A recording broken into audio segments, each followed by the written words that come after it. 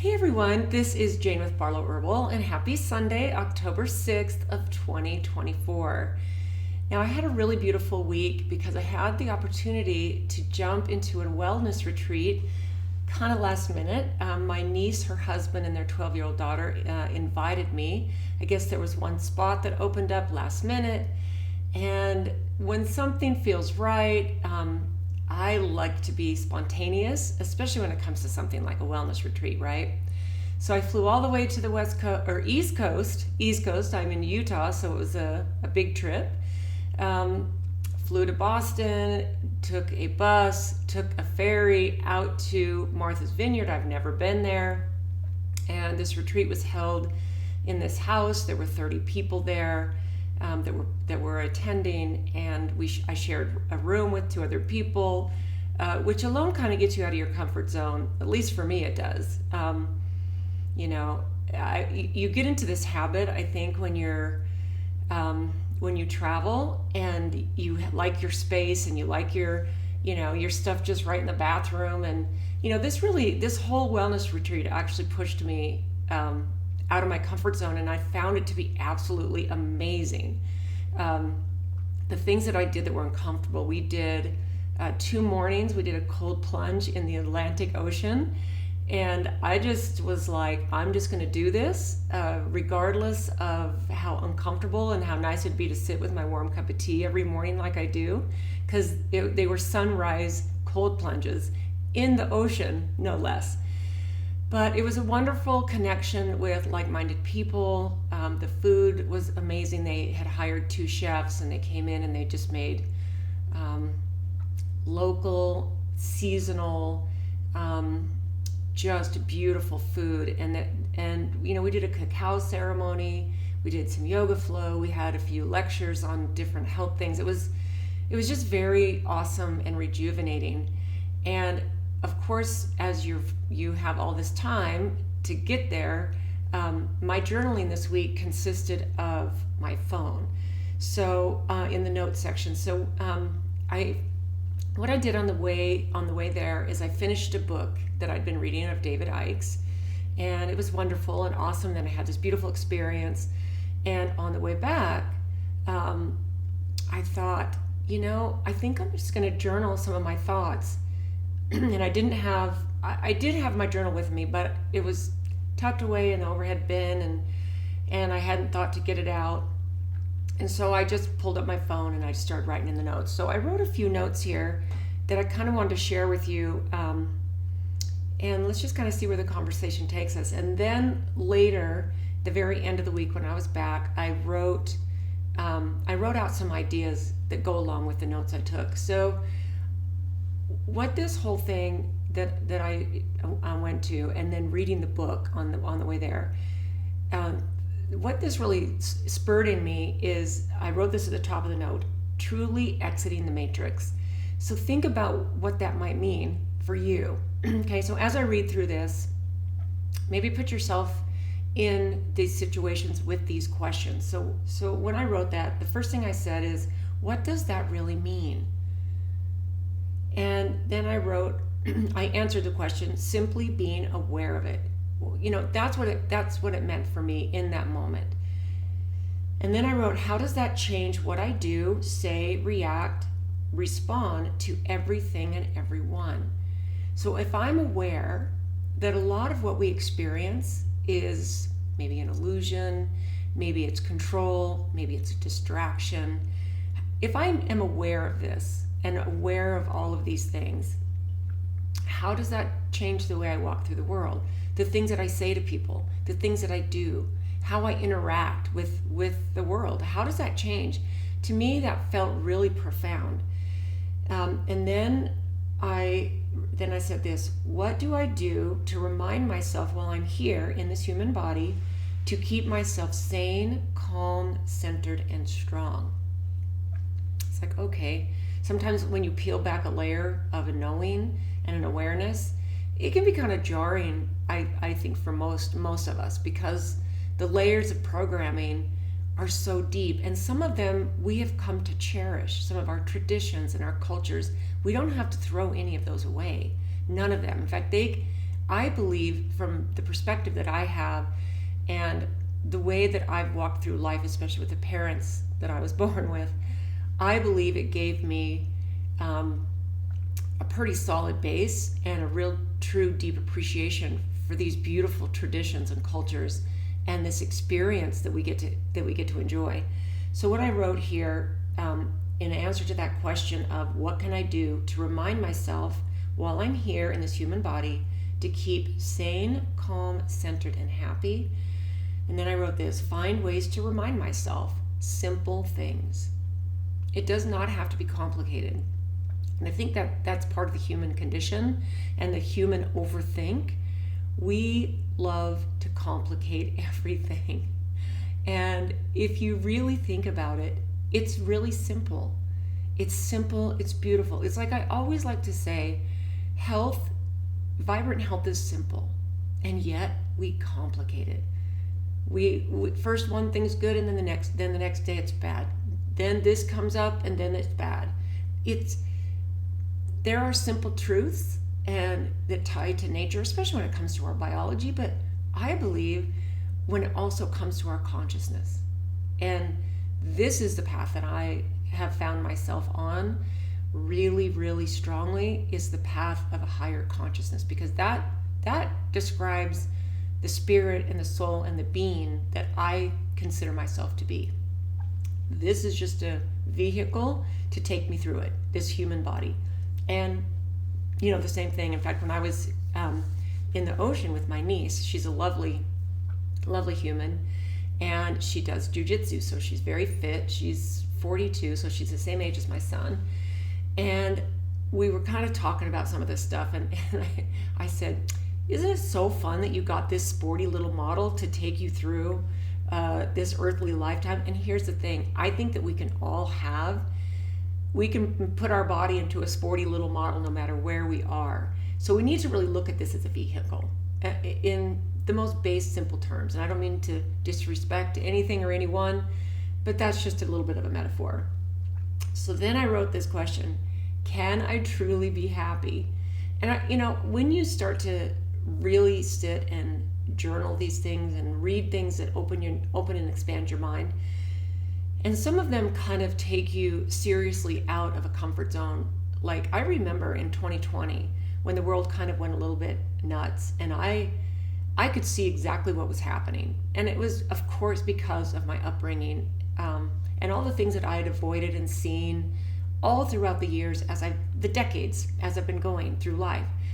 I remember thinking, as I watched people walk through the world just following the program, I remember thinking, the world looks purple to me. Like, I would sit outside my backyard where we watched the sunset, and literally the trees look purple. And I just thought, how is this happening? How can people not see? So, of course, I'm way past that. I passed that phase, but I think it can be jarring. And you ask yourself, how can I be happy in this reality that feels so shocking? And I think that everybody has their awakening and their awareness, and it's not just one big boom for the huge majority of people. There are layers that come off. And when you ask yourself, can I truly be happy? That's a really good question, right? It's a simple question, but it's a good one. And then I wrote this: yes, remind yourself of your awakening awareness and knowing as often as you need to.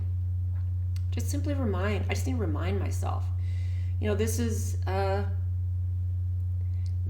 amazing. And I will tell you the gratefulness that comes from the constructs that I've been able to release. And I've realized during my lifetime, even as an adult, away from my parents' influence, because and I know you've heard this 100 times, but I'm second oldest of 14 kids. So when I left, I got married at 18, my first marriage. And I was out of the house and started having my two kids right away, 20 and 21. And my parents were still very busy. I mean, my mom had a baby at the same 2 months before I had one of my babies. So my mom was still raising kids, my mom and dad. So when I got released to the world, I was I was on my own to make sense of all of the everything. And myself and my siblings have talked about this in depth, that really that was a huge gift, because it was never an option to move back home. It was never an option to get a loan to pay my power bill, or to, I did some things that were, like when I was, my first husband was in the military, and we lived in Fort Campbell, Kentucky for 4 years. That's where he was stationed first. And my youngest son was born there, and I had a 1-year-old and a newborn, and he was at the lowest rank of an enlisted military person, and we struggled financially. And for almost the whole time I was there, I would give blood to make ends meet, but then I would give plasma every now and again to simply put some gas in my car till he got paid. And I started teaching group exercise classes there, and I would haul my kids with me and put them in the daycare, and they would be in there while I was teaching, and it was amazing. But there was never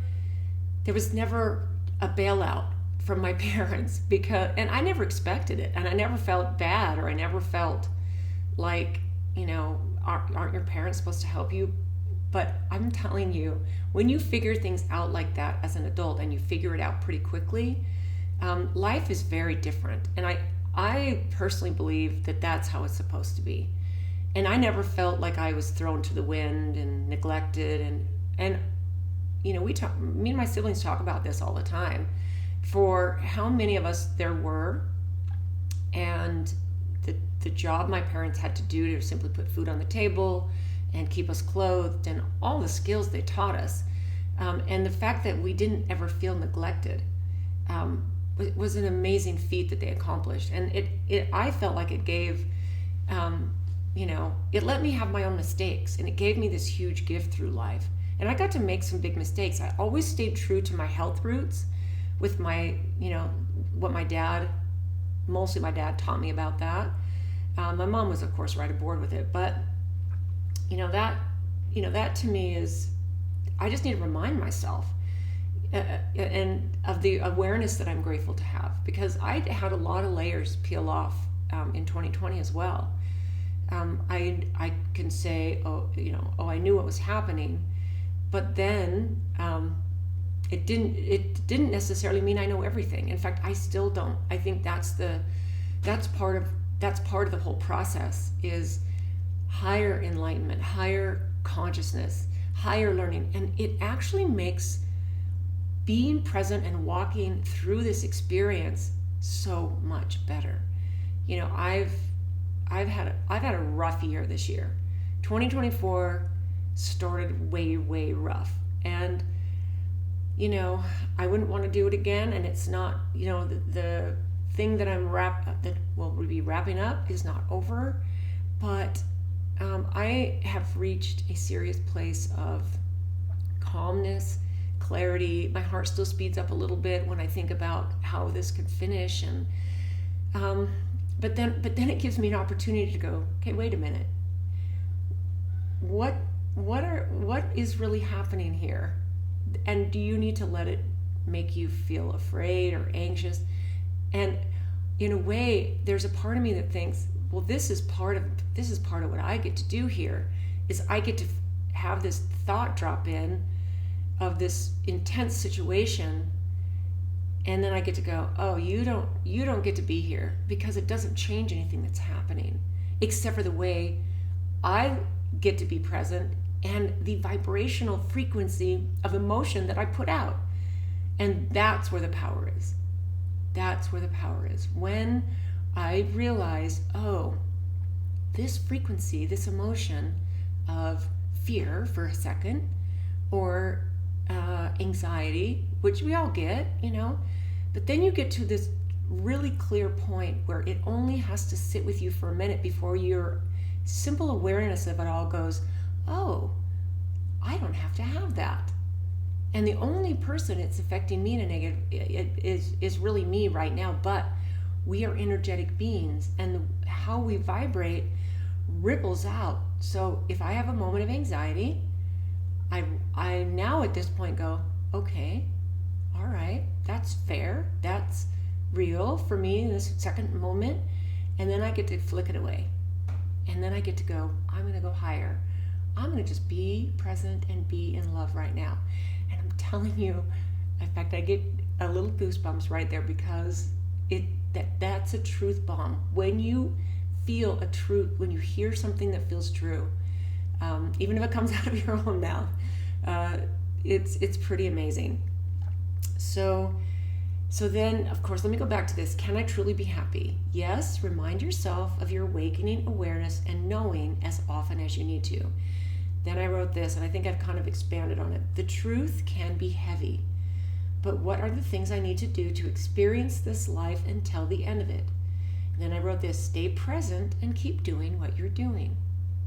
I think stay present. You know, we do a lot of thinking about the past. We do so much thinking about the past. We overthink the heck out of the past. And we also think so much about the future. What does the future hold? What is going to happen? What about this? What about that? We think of all the scenarios. And while it's good to take care of the earthly things and responsibilities we need to, you know, paying the bills and being responsible for those we love, and all of the things that help us walk through this existence, those are very important. When we disconnect from the end of a day, and even during the day, while we have moments, remind yourself, this is a temporary thing, right? So here's what I wrote after that. I wrote this interesting question, and keep in mind, I'm on an airplane, and I'm with my phone. I'm sitting next to a person. I'm sitting by the window, but I'm sitting next to a person who's sitting with her husband on the other side. And so they're not interested in having a conversation, which most times for me, it's very nice because it's quiet and reflection. I've certainly had many, many plane flights with conversations with people the whole way, and they've been very wonderful and pleasant as well. But this was a very quiet, reflective time. So then I wrote this, am I supposed to wake up other spirits? And even before it was typed on my little screen here, I wrote, I already am, so yes. Now is a time when downloads will be coming faster for me. Tune in, keep listening and watching, stay hyper aware. It all happens as it's supposed to. Everything, not for my lessons and growth, but for my awareness. Now that was interesting. When that thought just came in right there. Okay? Not for my lessons and growth, but for my awareness, my knowing of my infinite potential self. Right? So that kind of I left it there.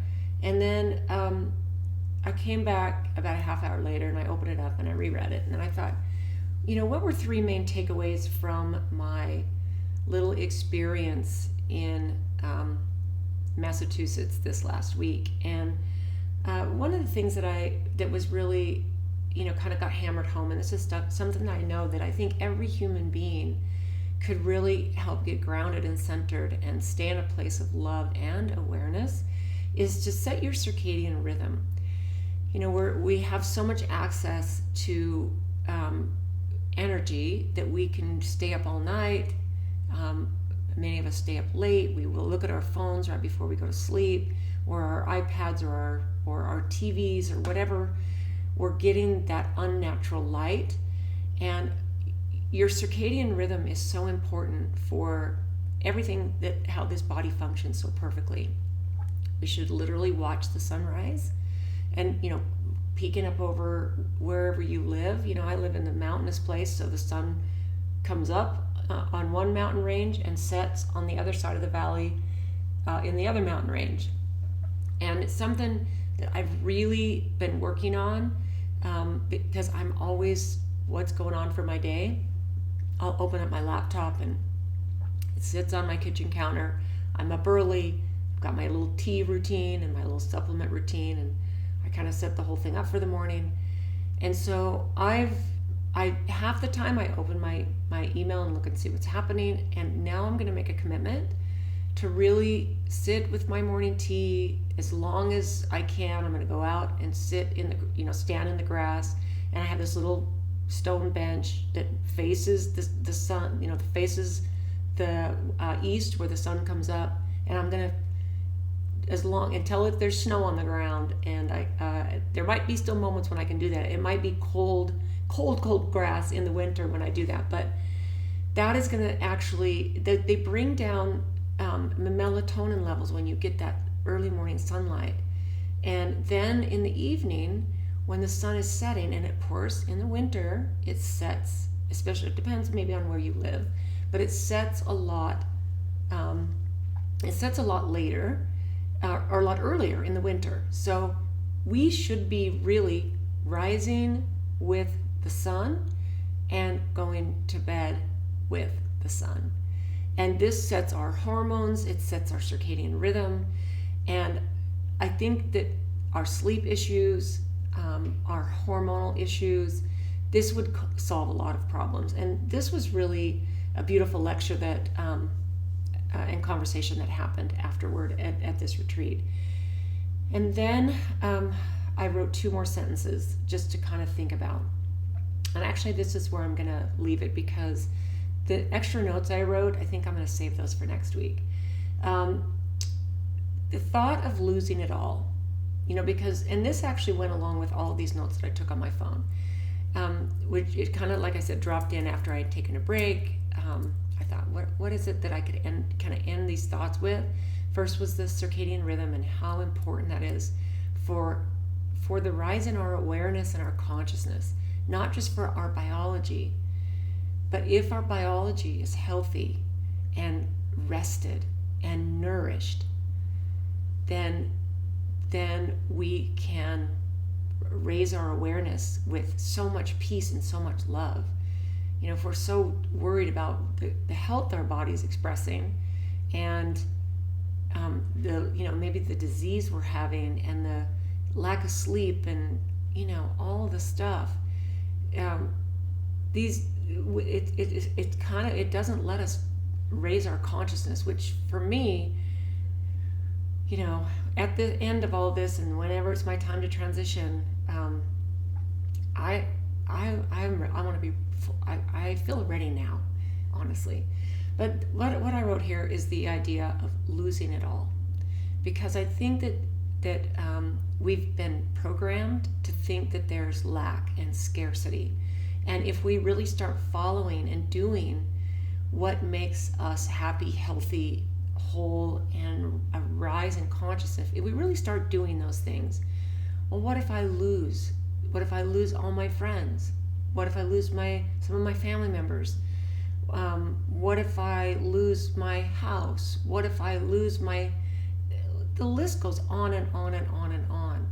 When what we really don't realize, because we are programmed to be divided, we're programmed to think that there's scarcity, it's programmed into us. And so the idea of becoming aware doesn't have to make you lose all your friends or your family. In fact, from my experience, my friendship base has drastically changed. And this definitely happened in 2020. I'm an extremely extroverted person. I love people. I love conversations. And I will tell you, I found myself with a huge group of people that I'm going to put quote, quote, friends, and almost none of them are in my life right now. And for a while, there was a lot of just me, and my husband was there, my kids were there, my team of employees. I'm not talking about that. I'm talking about social people I used to travel with, people I used to meet up at the gym with, that.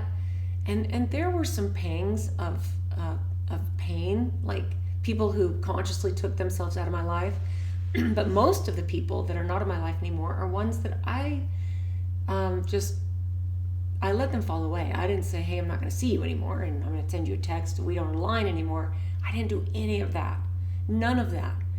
When you no longer vibrate in the energy of people, those relationships naturally fall away.